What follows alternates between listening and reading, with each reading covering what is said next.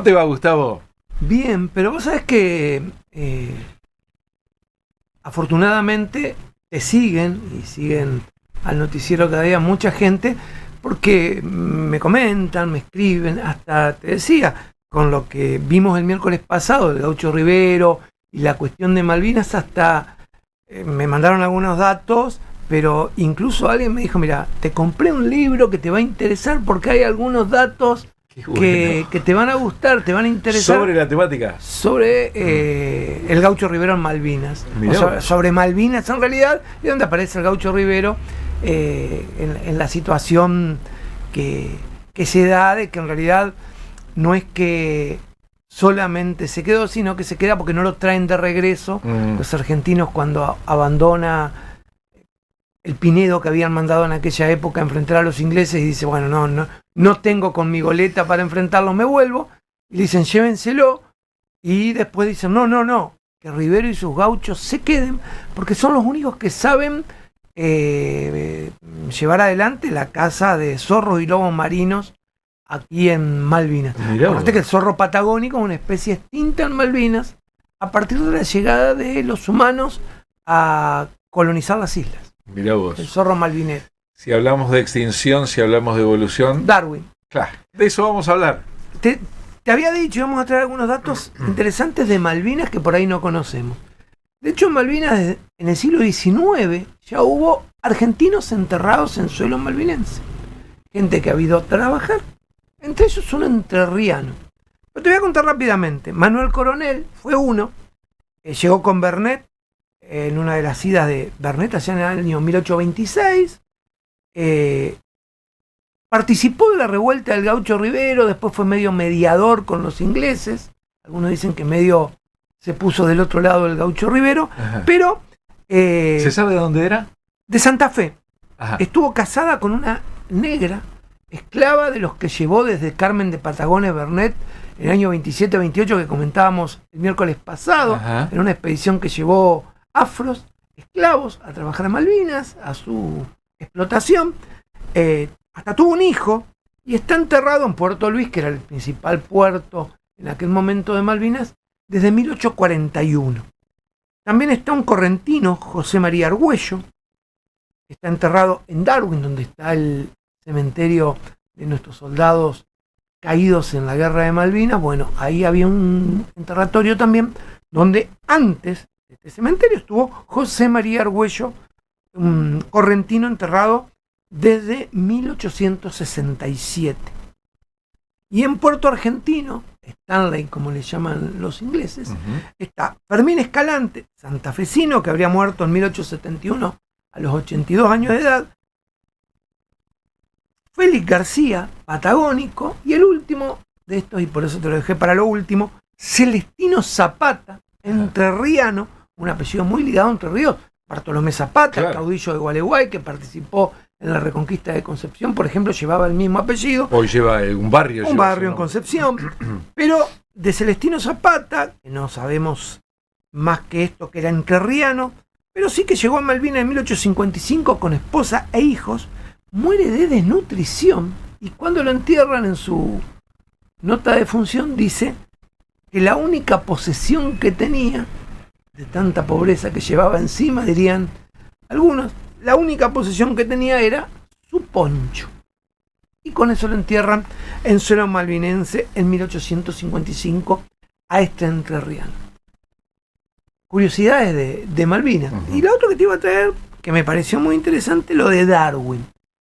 Darwin, en su viaje alrededor del mundo en la fragata Beagle. ¿De qué año hablamos? 1831-1836. Bernet estaba por allá.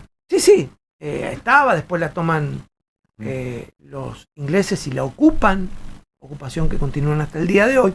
Interesante el viaje de Darwin para nosotros. Generalmente, bueno, estuvo una goleta, la Beagle, de allí el nombre del canal de Beagle, piloteada por el comandante Fitzroy, también conocido en nuestra toponimia.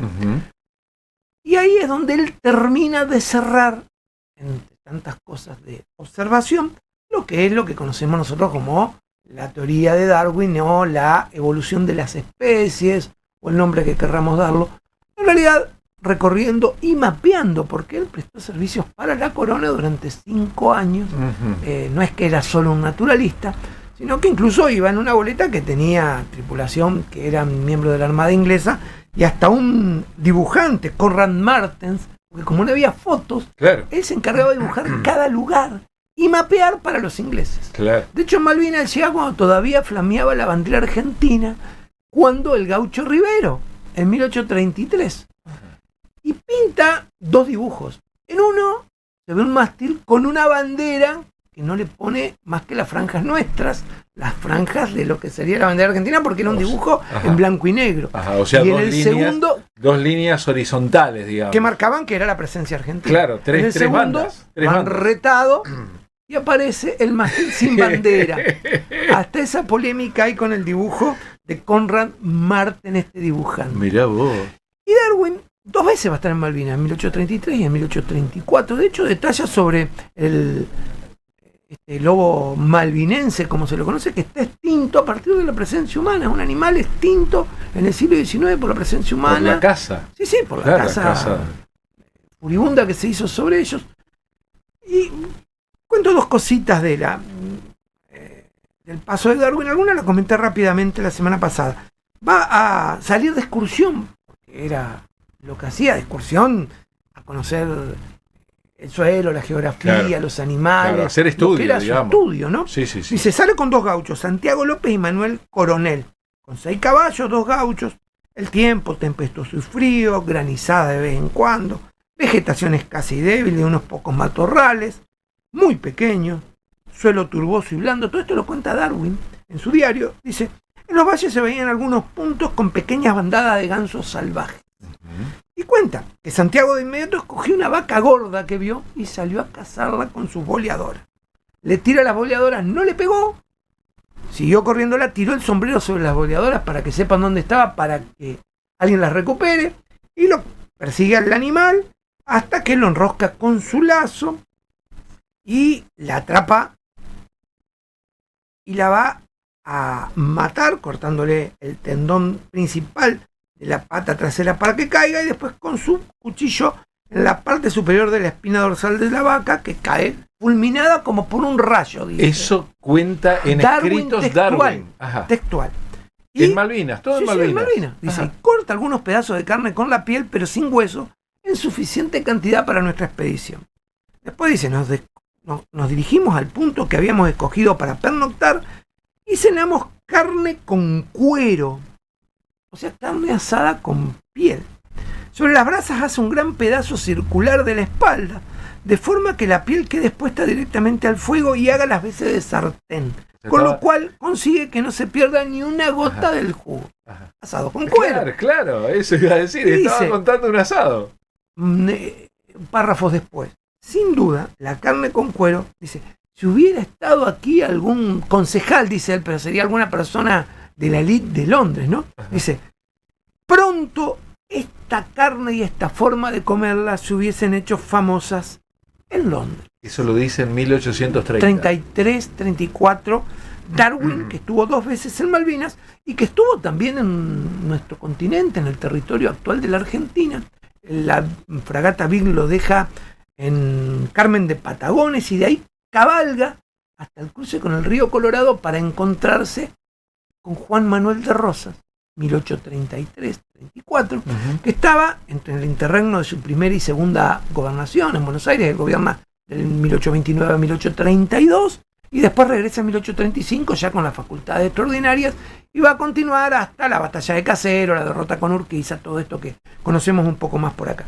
La cuestión que va hasta el campamento de Rosas, que estaba llevando adelante su campaña contra el aborigen, expandiendo la frontera agropecuaria, pactando con algunos, atacando a otros, y por supuesto, pero es interesantísimo 2 cosas que traje para compartir, porque me parece que la historia contada así se hace más linda. Sí. Y lo personificamos mejor a esta gente que eran tan humanos como nosotros.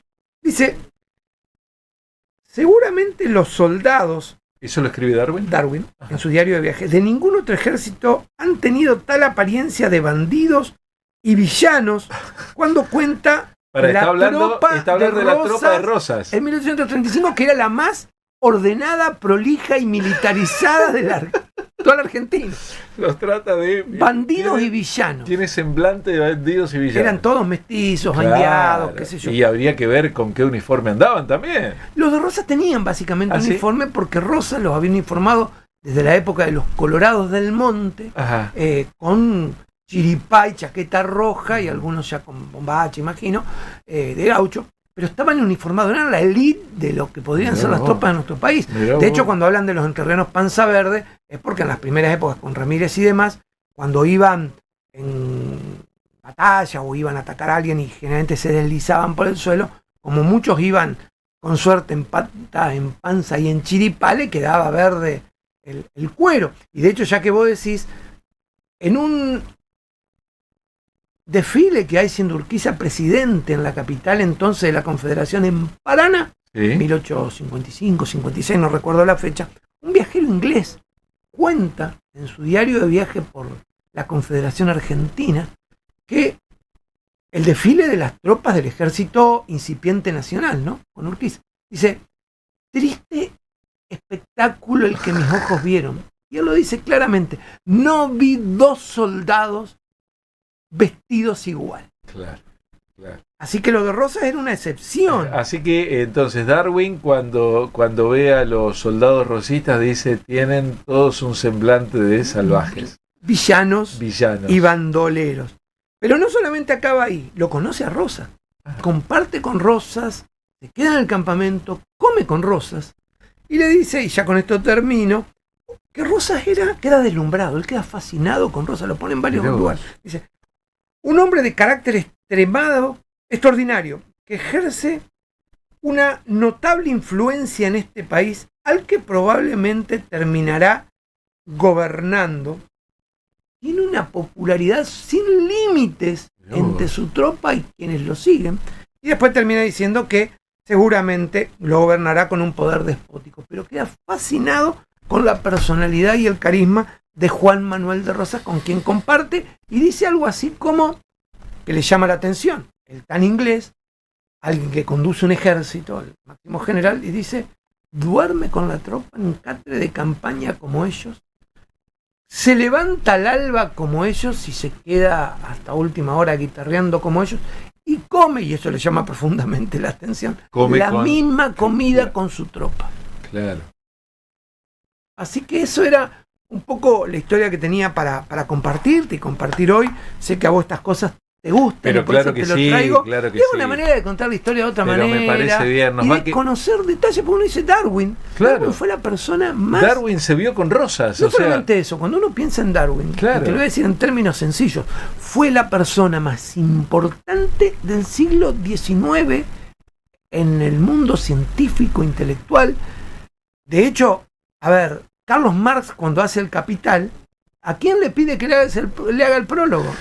A Darwin, exactamente. Fue la persona más importante. De hecho, gracias a él, en 1864, después su teoría, que conmociona al mundo académico, porque cuestiona que venimos de Dios, y en realidad lo toma de Lamarck, de otros científicos, pero era la persona tan reconocida que la Syllabon Errorum, una bula papal que cuestiona, qué sé yo, el positivismo, la ilustración, pero cuestiona puntualmente y la saca el Papa de entonces para cuestionar la teoría de Darwin y a Darwin en particular, cuyos libros, hasta cuando nosotros íbamos al secundario, estaban prohibidos en las escuelas y su teoría no se enseñaba en el secundario hasta el regreso de la democracia. Me imagino, en otro tiempo... Estamos hablando en 1984. Digo, en otro tiempo hubiera terminado en la hoguera, ¿no? Probablemente no lo hace porque era miembro de la sociedad científica más reputada de Inglaterra, y conocerlo a Darwin en los círculos intelectuales y de poder de Inglaterra de entonces era como, a ver, hoy conocer, no sé, en el fútbol a Messi, en el básquet alguno de los top de la NBA, Jordan, qué sé yo, Magic Johnson, o sentarse a comer en su momento una comida con Maradona. Bueno, esto era el mundo de la ciencia. Darwin en el siglo XIX, que anduvo por nuestras tierras, estuvo 2 veces en Malvinas, se encontró con Rosas y terminó dando la vuelta al mundo, prestando servicio a la corona inglesa, mapeando el mundo, pero dando origen a partir de este viaje, y seguramente algo tuvo que ver lo que vio en nuestras tierras, a la teoría más revolucionaria hasta hoy en la historia de la humanidad, que es la que conocemos como la teoría de la evolución. Gracias, Gustavo.